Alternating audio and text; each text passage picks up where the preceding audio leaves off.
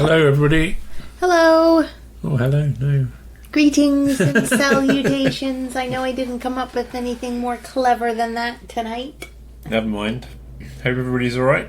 Had a great weekend. Spent lots of time in the woods, I hope. Oh, them. I was going to say, we laid a patio. Well, we spent a lot of time outside and a fair amount of time in the woods. We did. I definitely spent a lot of time with my hands in the soil. Yeah, always good. I just wanted to tell people that on our Instagram feed, which you can access from lostintheforest.world, top right hand corner is a little Instagram logo. If you click on that, I'm starting to repost the images from Jessica's recipes that are on the website that are relevant to the time of year. Oh, right. So things like onions or ramps or fiddleheads shortly. So just if you look at the Instagram, and then you can go to the website and find the recipes that are in season. So I will try and do maybe 1 or 2 a week until I catch up, but we'll see how that goes. Oh, cool. Well, it's a good thing that Jamie's organizing them because, well, just the way in which I started, I couldn't be following the season precisely, so Jamie's on it. He'll organize it for all you guys. I'll try. And Thanks, then we'll Jamie. run into pheasant backs and they'll be up there. And on Oh, yeah. we go, right? So. They are coming. Choo choo. So we had a bit of a different weekend this weekend. Did a little ride, which I may or may not talk about, but we went on a bit of an adventure, didn't we, this weekend? We did, in the forest. Looking for wild edibles with a very nice guy called Peter, I believe. Yes, Peter was most excellent, most knowledgeable, and most helpful, and most sweet. And he has a website called Puck's Plenty. Yes, he runs I suppose a bunch of forays or foraging adventures on the weekends. But he's out towards Windsor that way? Stratford. So he doesn't come down particularly where we are, and obviously because we're not just foraging, we're riding, and we get all over the place. We cover a lot more locations than him, but he's a lot more specialist in his area, so if you get a chance, there'll be a link to his website in the description, and just go and see what he's up to and see if there's anything there of interest. Yeah, I would highly recommend signing up for one of his little romps. It's been on my to-do list, in fact, for several years, and I think it was a bit of a birthday present to myself. That is how and why we ended up pulling the trigger on it. Yeah, maybe. So, anyways, it was a great day, and I was really, really glad to have met Peter, and I hope that we will stay in touch as well. Yeah, it was a good exchange of information, I think, both ways, which was helpful. For me, no bicycles, so that was different, and a lot more people than we're normally used to. Yes, however, this could be a good riding location. It did have potential, so we might just report back on that. It was some nice crown land that we visited, sort of in the direction, well, towards Stratford. Yeah, we'll revisit on bikes, and one thing I've been umming and ahhing about is doing a bit more investigating in the Crown Land to give us a few more foraging opportunities and to give you a few more riding locations. So, on that note, if anybody feels like sharing any with us, please feel free, because I struggle to understand the Crown Land map, website, rules. Well, just navigating my way around it. I've tried a number of times, and although I'm not the most technically savvy individual. No, I mean, people keep saying to me when I've mentioned it, oh yeah, they're up north, but I mean, they seem to be everywhere, so I'm not sure. I mean, I think there's more in the north. For sure. But they are kind of everywhere if you look around and see what you can find. I can't rightly say. No. I know a few spots down here, but very few, or limited. So on the foraging front, well, we wanted to go and find new locations and see what the deal was. We've got our own kind of mystery tours coming up, which we'll put onto the website at some point, which you can check out, which would be a bit of a foray and a bit of a ride. But we're also contemplating maybe doing an in-person one down in the Niagara region, probably sometime in September, I'm thinking. We haven't really spoken about it, but... I was going to say, are we now? Well, just cool. Pushing it out as far as possible, really. Sure. So that we can get through the year and give as many good locations as possible, but also I feel September, October is a good time for the mushroom side of things, certainly.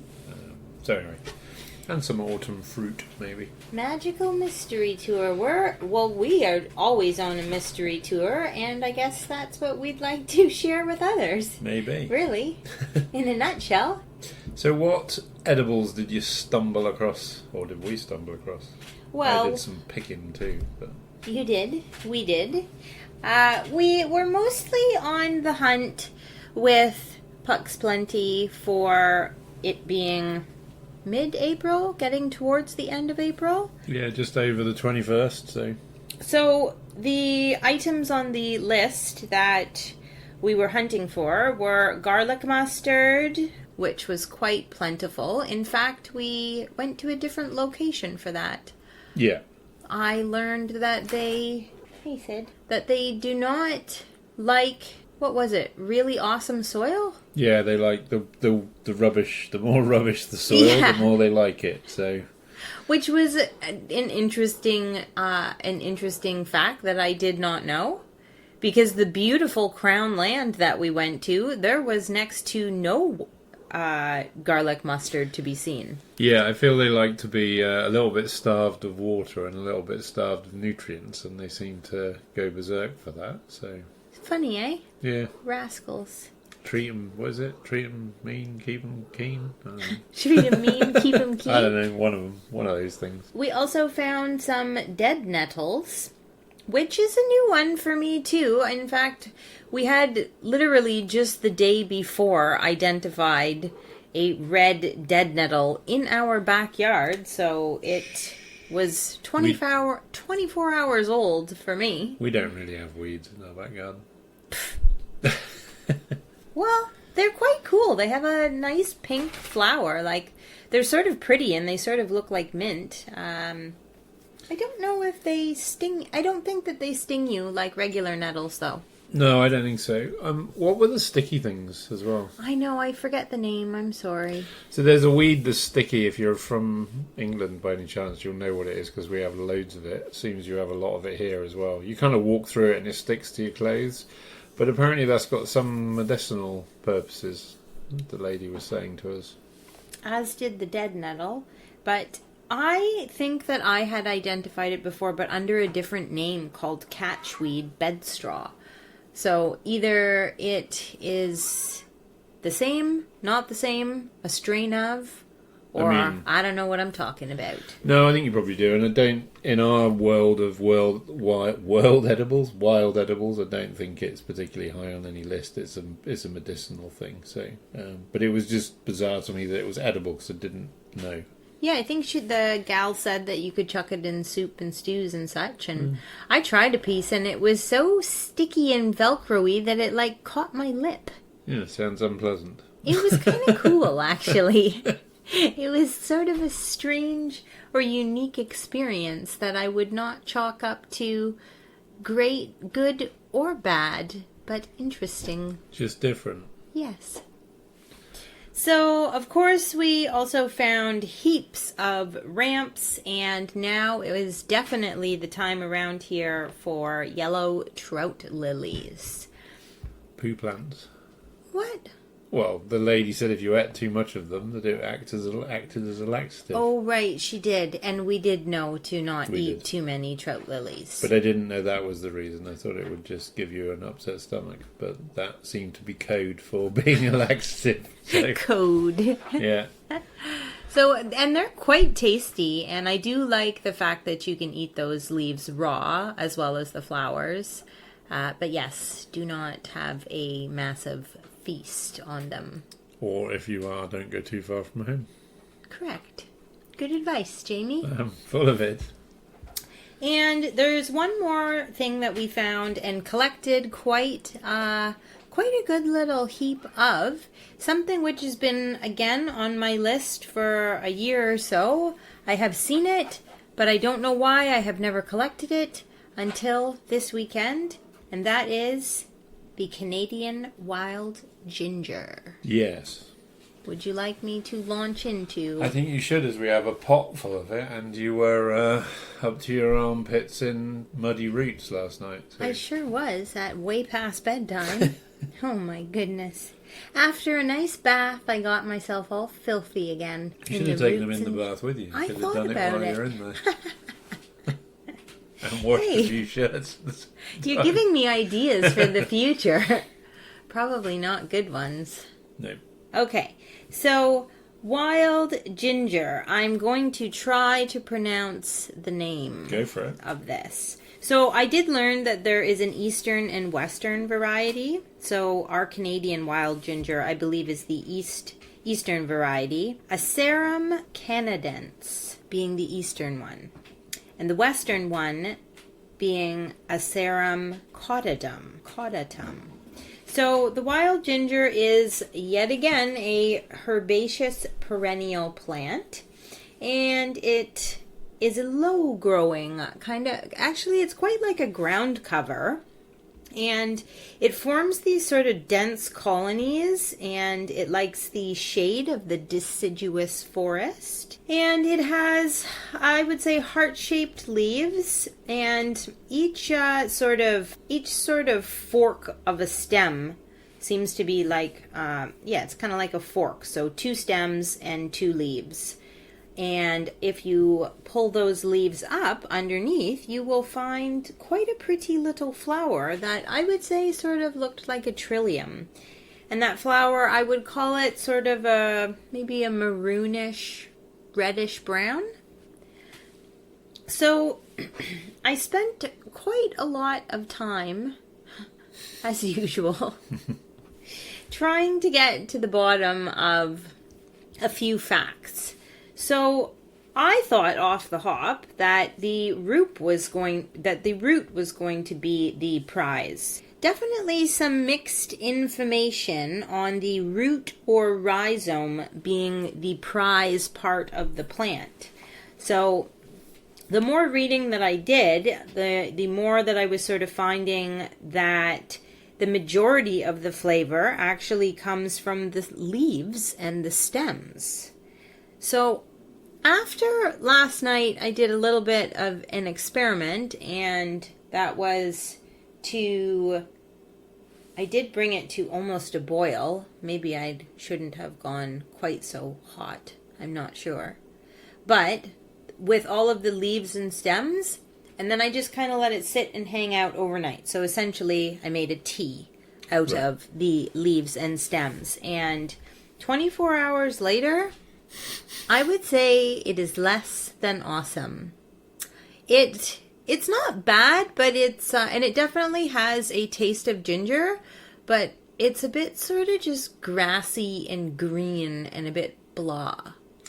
I wonder if is it? I guess you've already boiled them, but I wonder if the other option, and I know there's a root issue, but I wonder if the other option that you suggested to dehydrate and then make them into a powder was maybe a better move.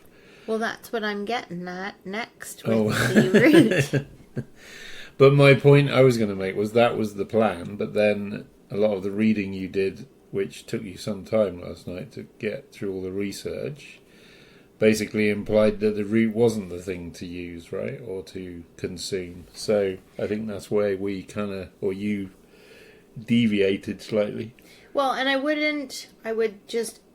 would say you're spot on. I would just ever so slightly correct you in that, not that the root shouldn't be used, but the more reading multiple resources told me that the majority of the flavor came from the leaves and stem and not the root. So, all of that is to say, I am going to try and dehydrate the roots and then grind them to a powder and see, and I would like to sort of treat it as a spice, but maybe I'll also try making a tea with that. Who knows what the heck I will get up to with that powder, but I will report back on that if it is worthwhile. I do have a question. Hit me. When you buy ginger in the supermarket, yes, is that, I know that's the root because it's root ginger, but correct. Is that a specific part of the root, I wonder? Because it's not the fingery long bit. It is, I would say. Is it? Yes. Right. To my knowledge. Yeah, I don't know. Nothing I say with certainty. On the ginger, anyway. On anything. About anything and everything, Jamie darling. That's the tropical variety, the supermarket variety, which you are referring to, though, as everyone knows, can be quite spicy. The wild ginger is not so spicy. And actually, I must say, it smelled delightful as I was cleaning it and ripping stems and leaves and roots. It was a really, really pleasant smell. Very reminiscent of ginger. But yes, a bit minus the heat. So, another important part in my findings about the wild ginger is that it is considered to be mildly toxic. It does contain detectable levels of an acid which is known for kidney toxin. Right. So, I think, though, that you would really have to consume a mass quantity, but I did just want to mention that to not, Go crazy. Don't eat 5 pounds of this stuff. Use with caution. Oh, and one other interesting fact that I read a number of times was to definitely do not mix this with vinegar or alcohol. So, that's all my learnings about the wild ginger, but really easy to collect. From our point of view, generally, and I did want to comment on something that we found out. Actually, maybe not even from our point of view, from my point of view, the things like wild onions, ramps, a lot of the berries, even the rose hips to an extent, the things that you collect that are, one, easy to identify, two, easy to clean and do something with. Not to say there's no work involved, but if you get, a big bag of ramps, then you can make them into a pesto, you can freeze them, you can do whatever you do with them. You eat too many of them, you're not going to have any friends, but that's probably about the worst case. But I think we generally, not always, but we generally stay away from the stuff that's complicated. So, for your benefit, listening, as well as our own. So the ginger, for example, is something that I feel is a bit more effort than the stuff that we would normally go for. And the trout lilies are the same. Like, my point is, most of the stuff we talk about, you can eat 50 of them and it's fine. But with the trout lilies and the ginger, I think both of those things just need to be a little bit of caution, I guess, is what I'm saying. Definitely. And to be fair, we do try and always say that if it's something new that you've never introduced to your body, you should absolutely start small with a very small amount and just have a little bit and see how your body does with it. And that could go for anything. I mean, wild or not wild, right? Yeah, I would agree. So, yeah, completely. Good old common sense, which I often forget. So I did go for a ride. I went on my own for a little ride on Sunday. You did? And poodle. Yeah, Limestone Hill, which is kind of one of the closer places to us and a bit easier. I wasn't going to go there actually, but I ended up a bit tight on time. And so A few things. So there were some kids there on Ridgeline, which was nice to hear and see on their BMXs messing about. And Jesse, who's somebody that follows the podcast, and we kind of have a backwards and forwards message going on. We've never met, but we'll get there, I'm sure. I can't believe we still haven't met him. Tea being poured now. It's a nice sound. Him and his buddies have been maintaining the dirt jumps that are at Limestone Hill, so they've been putting in a bit of work, which is a bit of a battle because there's a couple of idiots on side-by-sides going over them, I think, which is annoying, but anyway. And generally there's been a bit of litter picking. I think the orange ribbons for the third or fourth time we put the ribbons out seem to be staying there now. There's a few gone missing, so I'm going to go out and put them out again. I'm going to change to green, see if people find that less offensive. I don't know. Worst case, I'm just going to spray a great big orange mark. There's one tree in particular where somebody keeps taking the markers off, so I'm just going to spray the tree orange, I think, by the time I've finished. And it's right at the start of the trail. But generally, things seem to be getting no worse and actually a bit better. It sounds like progress is being made. Had a moment of joy. I was riding along and like, oh, the shopping trolley from No Frills has gone. And then I went round the corner of the lake where there's or the pond, which is, there's like limestone slabs. You ride right on the edge, kind of feel all cool like you're in the wilderness. And there were 3 No Frills trolleys in the lake. Oh dear. I was like, ugh, you morons. So I fell 3 steps forward and 1 back. Not 3 back, but 1 back. It was a bit annoying to see that. But that is a bit sad. yeah. Anyway, I'm sure we'll get there. But generally it was a bit tidier, and there were people walking their dogs. There was a guy with his kids messing about on one of the other mountain bike trails there. The kids on BMXs on their own. It was a nicer feeling than perhaps when I've been there before. So anyway, that's my little comment to riding. Don't make a special trip, but if you are Port Colborne way, get on Trail Forks, get on Trail Forks and listen to a previous podcast of ours, or get on the website. But go to Limestone Hill and ride round the place. It's a bit like a kind of haunted forest. Well, it's not really a forest, is it? It's like a haunted something or other, waste ground. But the blue trails aren't to be underestimated, and the more people that ride there, then the more chance there is of it actually becoming something a bit more significant. So yeah, that's my request, please. I do love it there. I mean, I've said it before and I'll say it again. I find it such an interesting, fun little adventure. Yeah, it's a bit kind of ghetto, but a bit wild. It's just a bit bizarre. It would be a good setting for a zombie film or something. Totally. Wouldn't it?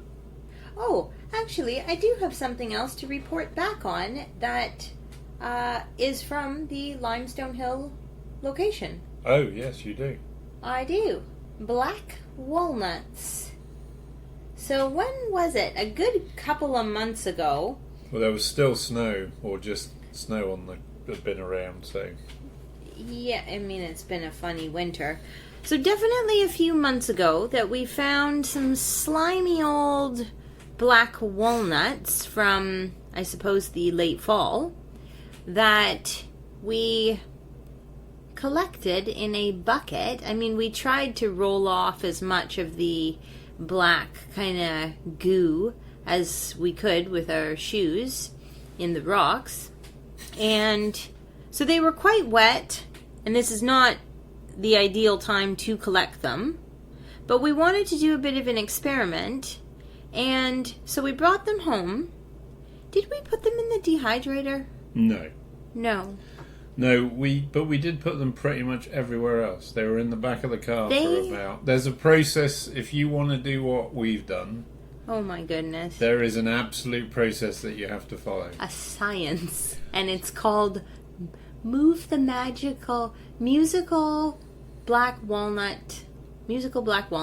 So the first thing is that they are likely to get attacked by squirrels. So putting them in a outside building with any gaps is not sensible. No, not even in a sealed container. So they spent their first 14 days in the boot of the car going backwards and forwards to town. Right.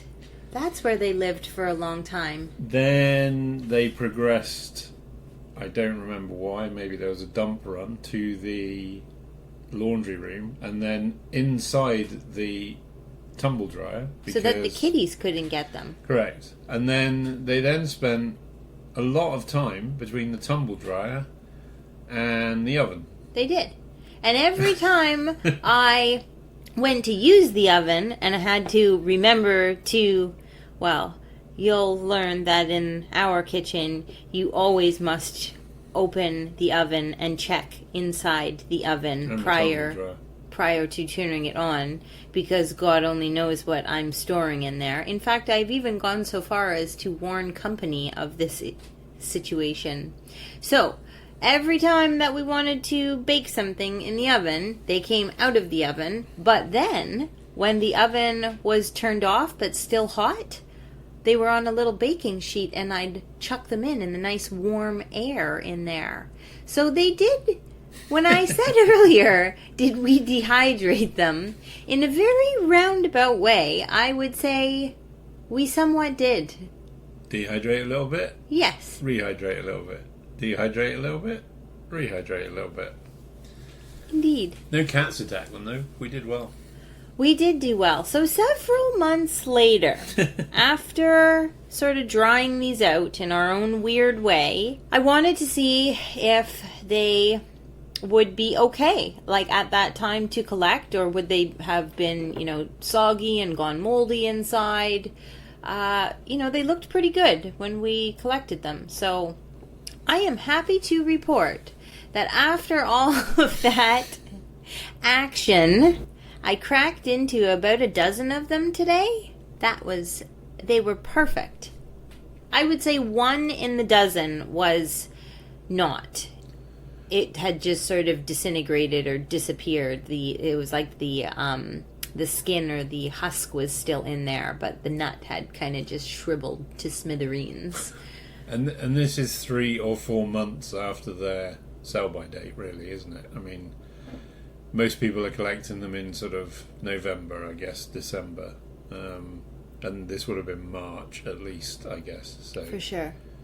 Yeah. And this was Limestone Hill, which is, all of his weirdness. It's one of the reasons I like it is if the weather's been wet for days and days, because it's got a limestone and concrete base, it dries really quickly. And I think where those walnuts were sat was probably just drained well, so they didn't sit in their own puddle for 3 months. So, and there's a lot of them there, so the squirrels clearly didn't get to them. So, except for that one squirrel that had rested in peace. I don't think that was because of the black walnuts, though. Maybe he got hit in the head. Maybe. They're pretty hard. They are pretty hard. Anyways, we gave him a nice little bit of privacy. We did. So, yeah.